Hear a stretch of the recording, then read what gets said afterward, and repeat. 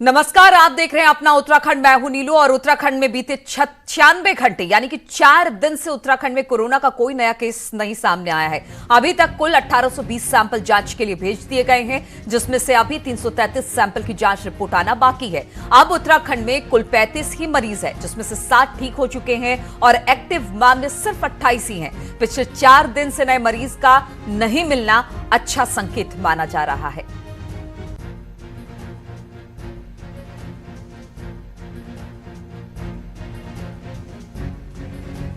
तो पिछले 4 दिनों से कोई नया पेशेंट कोरोना का निकलकर सामने नहीं आ रहा है, जिससे कि उत्तराखंड एक राहत की खबर यहां से निकलकर सामने आ रही है। हालांकि जो मामले हैं वो अभी थोड़े से कुछ बड़े हैं। 4 दिन से उत्तराखंड में कोई केस नहीं है। 1820 सैंपल लिए गए हैं, 333 सैंपल की जांच रिपोर्ट आना बाकी है। 35 मरीज इस वक्त कुल उत्तराखंड में है। और मदन कौशिक साहब हमारे साथ जुड़े हैं, शहरी विकास मंत्री हैं उत्तराखंड के। मदन जी, बहुत बहुत स्वागत है आपका। मदन जी, एक अच्छी खबर ये उत्तराखंड से आ रही है कि 4 दिन में कोई भी नया मरीज निकलकर सामने नहीं आया है। किस तरह के वहां पर कामकाज किए जा रहे हैं ताकि कोविड पेशेंट आगे इस तरह से ना बढ़े और स्थिति को वहां पर बेहतर बनाया जा सके? किस तरह के काम सरकार की तरफ से?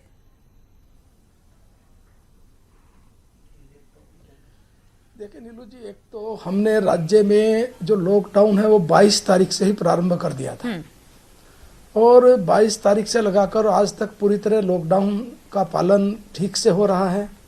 राज्य के अंदर अगर ये तबलीगी और जमात वालों को हम छोड़ दें तो राज्य के अंदर वर्तमान में कोरोना का कोई भी पेशेंट इस रूप में राज्य में नहीं है जी। लेकिन इन तबलीग और जमात वालों के कारण हमारे राज्य में ये संख्या जो बढ़ी हुई नजर आ रही 35 के लगभग, ये उन्हीं के कारण बढ़ी है। हमने जितने अपने तबलीगी और जमात वाले हैं, हमने सबसे कहा है कि आप सब लोग जहां पर भी हैं अपने आप को वहां संबंधित अधिकारी के पास सूचित करते हुए और अपने आप को प्रस्तुत करें, जिससे कि आपको जो भी हमें करना है, क्वारंटाइन करना है, आइसोलेट करना है या भर्ती करना है, जो भी करना है वो सरकार के स्तर पर निर्णय लिया जाएगा। और मैं समझता हूं कि इसमें हमें सफलता आने वाले समय में और भी मिलेगी, क्योंकि अब हमने थोड़ी सख्ताई की है। जो इस प्रकार का कोई प्रकरण अब आएगा उसके खिलाफ हम लोग हत्या के प्रयास का मुकदमा भी दर्ज कर रहे हैं। बिल्कुल, और के अंदर बिल्कुल मदन कौशिक साहब, जिस तरह से आप कह रहे हैं कि प्रयास लगातार चल रहे हैं और कोशिश यही की जा रही है कि ये मामले आगे और ना बढ़े, ऐसे में लॉकडाउन को भी बढ़ाए जाना करीब करीब तय माना जा रहा है और इस बात की घोषणा हो भी जाएगी कि 14 तारीख के बाद भी ये लॉकडाउन बढ़ाया जाएगा। किस तरह के इंतजाम इस बढ़े हुए लॉकडाउन के पीरियड में सरकार की तरफ से?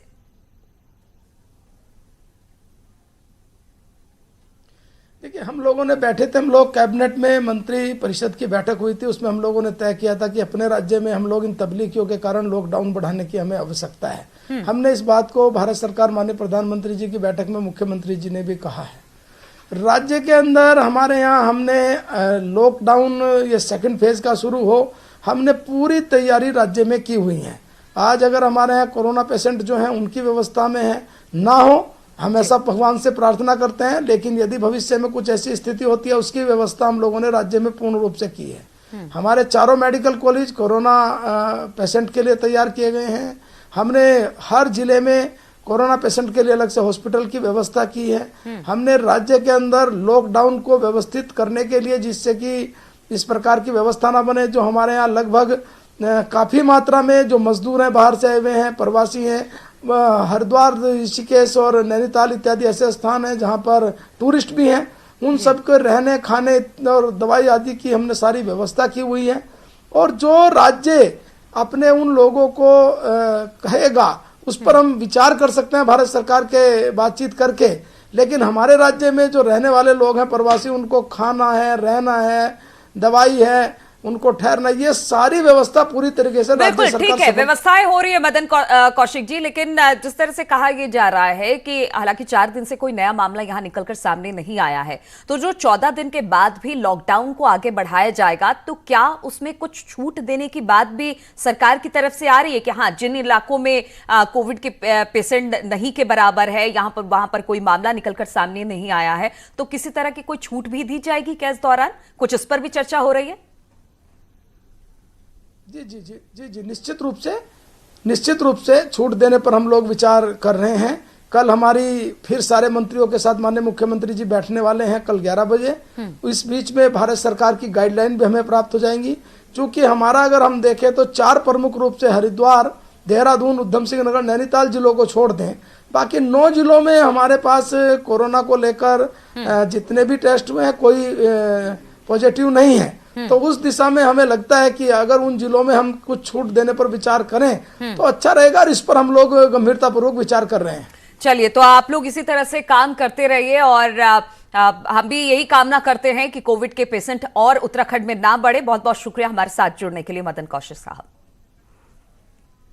और केंद्रीय मानव संसाधन विकास मंत्री रमेश पोखरियाल निशंक ने आज एक वेब पोर्टल युक्ति लॉन्च किया है। इस पोर्टल के द्वारा कोरोना वायरस के मद्देनजर मानव संसाधन विकास मंत्रालय द्वारा किए गए प्रयासों की निगरानी की जाएगी और उनको मेंटेन किया जाएगा।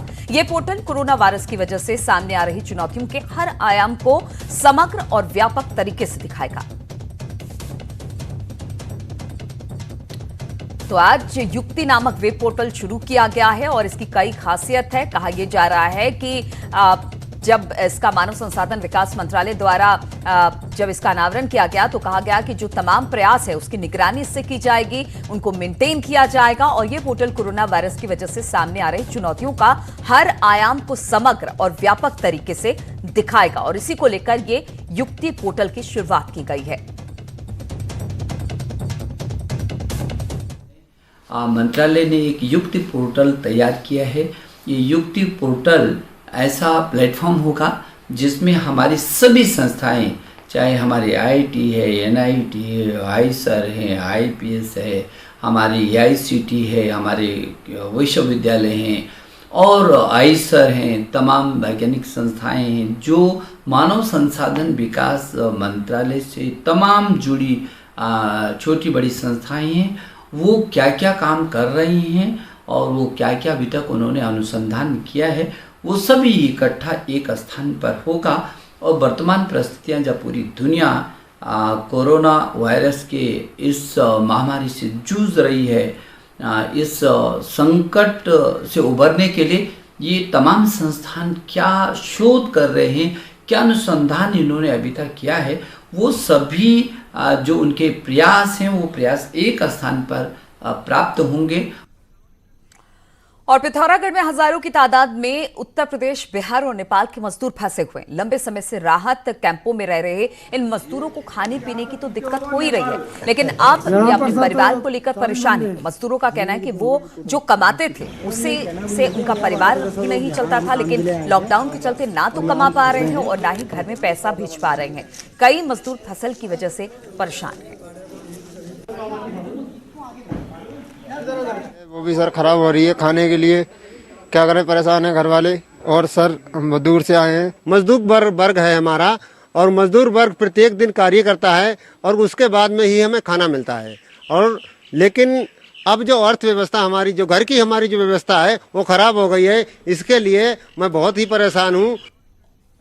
और रुड़की के लक्सर में प्रवासी मजदूरों ने खाना खाने से मना कर दिया। लॉकडाउन के दौरान अपने घरों को लौट रहे मजदूरों को प्रशासन द्वारा लक्सर में शेल्टर होम में रखा गया, लेकिन अब जैसे जैसे लॉकडाउन का समय बढ़ता जा रहा है, इन प्रवासी मजदूरों का सब्र भी जवाब देना शुरू हो चुका है।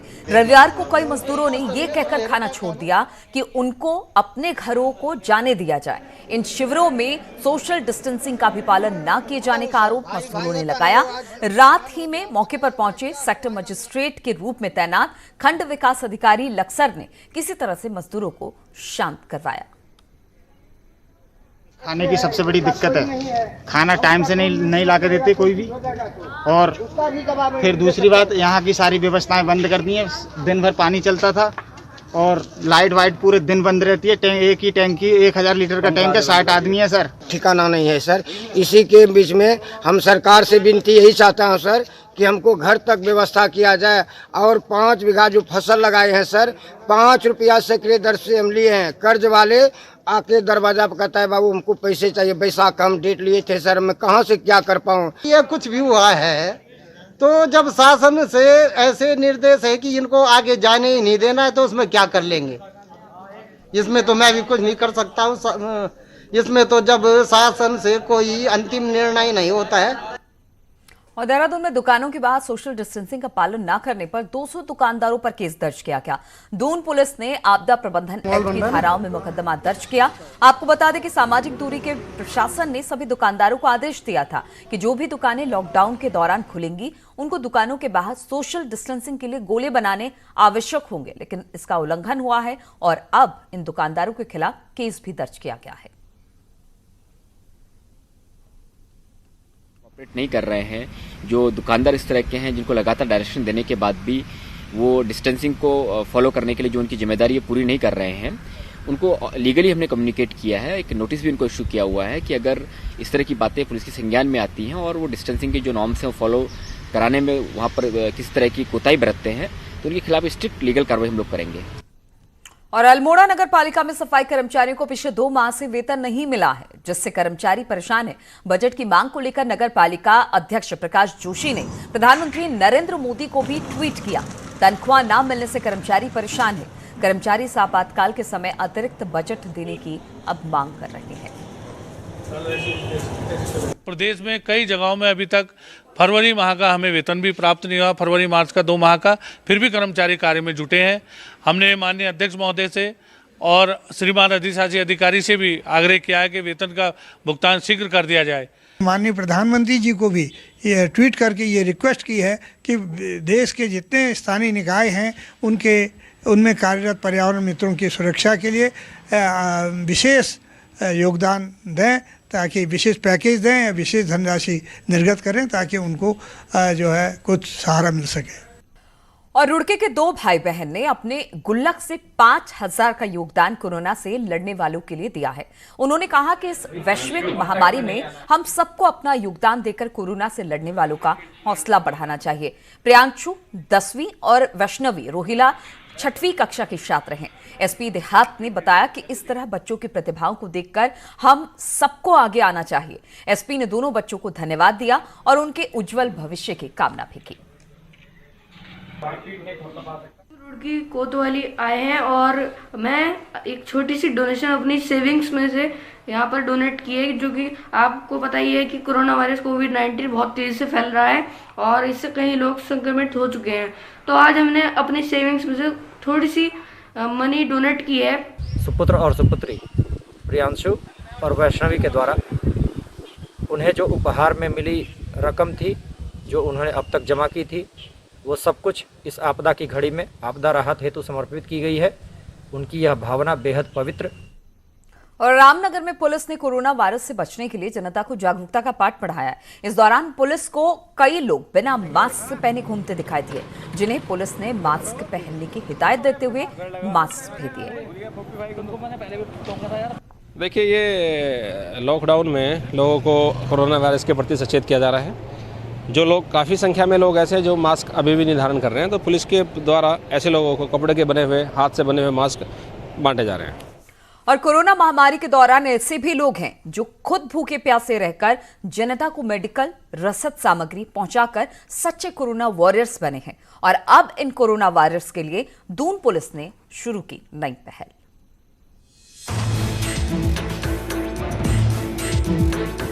उत्तराखंड में हरियाणा, दिल्ली, पंजाब, यूपी, हिमाचल जैसे कई राज्यों से मेडिकल राशन जैसे कई जरूरी सामान आ रहे हैं, लेकिन इन सामानों को दूसरे राज्यों से लाने वाले ट्रक ड्राइवर्स के सामने खाने पीने की बड़ी समस्या है। इनका कहना है कि लॉकडाउन के दौरान होटल ढाबे बंद होने से इनको खाने पीने की व्यवस्था नहीं मिल पा रही है। होटल वगैरह सब बंद है, बाकी ठेली वगैरह लग रही है, वो भी ऐसा नहीं है, खाना मिल नहीं पा रहा है। नहीं, फल फ्रूट है सर, फल फ्रूट भी ऐसा मिल नहीं रहा। प्रशासन के इससे बड़ा धन्यवाद सर, और क्या देंगे हम। प्रशासन इतना कर रही है, इतना ही बहुत है हमारे लिए सर। हम फिर भी गाड़ी में बैठे, वो धूप में खड़े हुए हैं जी। इन सच्चे कोरोना वॉरियर्स की मदद के लिए अब दून पुलिस आगे आई और जिले की सीमाओं पर स्थित सभी चेक पोस्टों पर इन लोगों के लिए खाने पीने की व्यवस्थाएं करवाई गई है, जिससे इन लोगों के लिए भी भोजन पानी की व्यवस्था हो सके। इसके लिए था कि एक व्यवस्था ये करी जाए कि जो भी ड्राइवर्स आ रहे हैं, जिनको लंबा रास्ता तय करना है, तो उनको भोजन और पानी मुहैया एटलीस्ट कम से कम कराया जाए। तो हमारे एसएसपी साहब के भी आदेश थे और उनने इस पर कंसर्न भी करा था, तो इस पर एक व्यवस्था हम लोगों के द्वारा शुरू की। आने वाले एसेंशियल सर्विस की जो गाड़ियाँ हैं, ट्रक, टेम्पो हैं, ये राजस्थान, हरियाणा, दिल्ली से आ रहे हैं। इन लोगों को जो है किसी प्रकार की भोजन की व्यवस्था नहीं हो पा रही, क्योंकि सारे होटल ढाबे बंद हैं। तो लॉकडाउन के 50 से जो हम इनको लगातार जो है इनको भोजन और पानी दिन में और रात में इनको प्रोवाइड करा रहे हैं।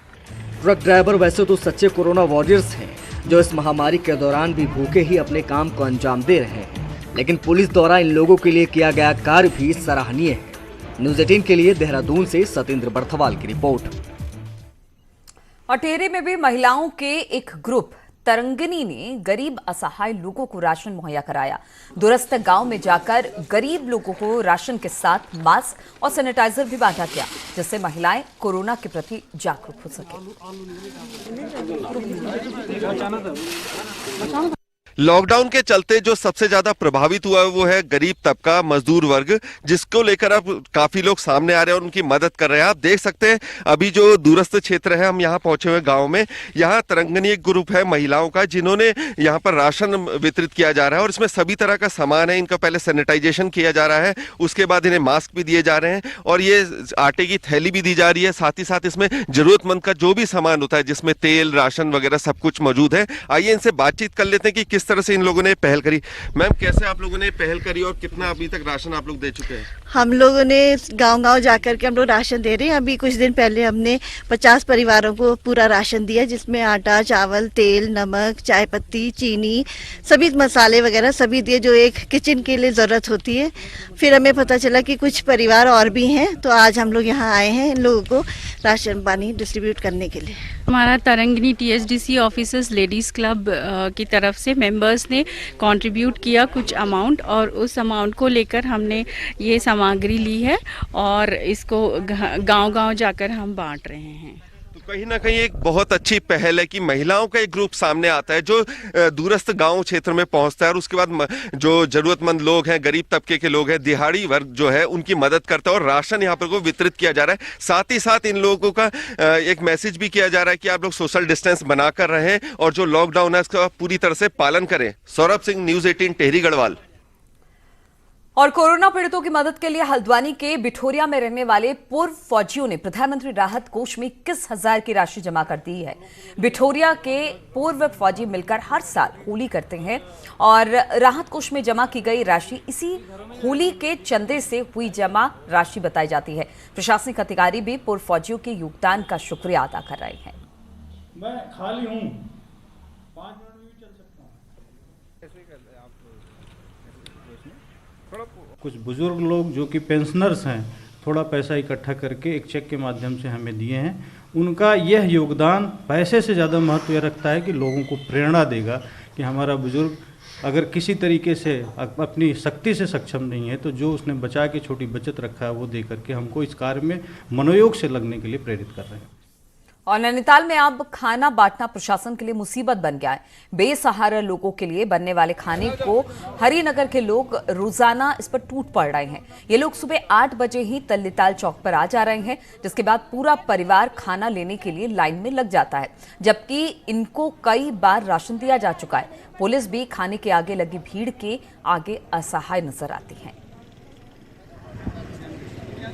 नहीं, भीड़ तो अब इसको चेक करना तो हमारा काम नहीं, पर ये छोटे बच्चे हैं, इनको हम नहीं दे रहे हैं, और जो बाकी लोग आ रहे हैं जो ज़रूरतमंद है, तो इसको भी हम लोग अपनी स्तर से भी चेक करवाते हैं। यदि कोई इस तरह का होता है तो उसको समझाते हैं कि भाई आप दूसरों का, गरीबों का हक न मारें।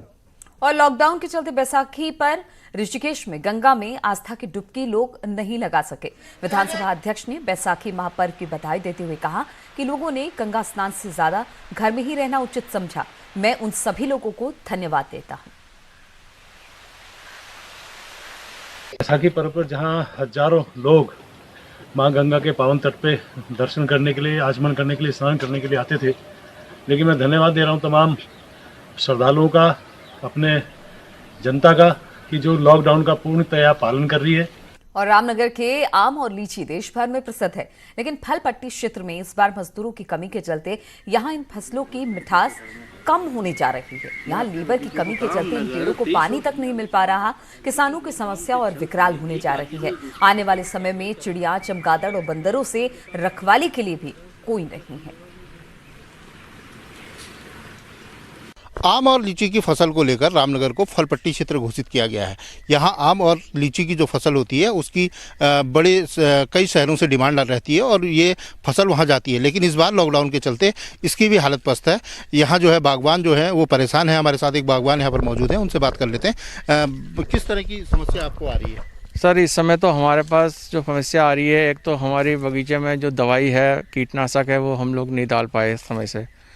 दूसरी चीज़, हमारे पास आगे को जो समस्या आ रही है वो पानी लगाने के लिए लेबर नहीं है हमारे पास, और जो बगीचे में अब हमें और भी फसल के लिए बचाने के लिए जो दवाइयाँ छिड़काव करनी है आगे को, उसके लिए हम लोगों को आदमी की बहुत बड़ी समस्या पैदा हो गई है। जो कि आदमी अभी तक आते थे, वो उत्तरांचल में तो लेबर की समस्या हमेशा बनी रहती है, पर यूपी के द्वारा जो आदमी आते थे वही हमारी आगे को कार्रवाई काम में सहयोग करते थे, तो वो समस्या हमारे संग बहुत बड़ी हो गई है सर।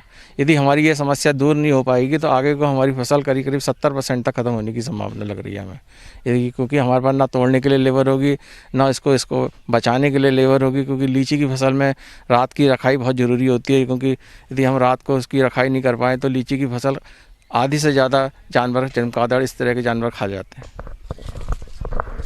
लेबर की कमी के चलते इस बार गर्मियों में लीची और आम की मिठास कम देखने को मिल सकती है। गोविंद पाटनी, न्यूज़ 18, रामनगर। और कोरोना महामारी से जागरूकता और बचाव के लिए उत्तरकाशी पुलिस द्वारा एक गाने के माध्यम से लोगों से अपील की जा रही है। पुलिस अधीक्षक पंकज भट्ट के दिशा निर्देश में इस गीत के माध्यम से लोगों को जागरूक किया जा रहा है।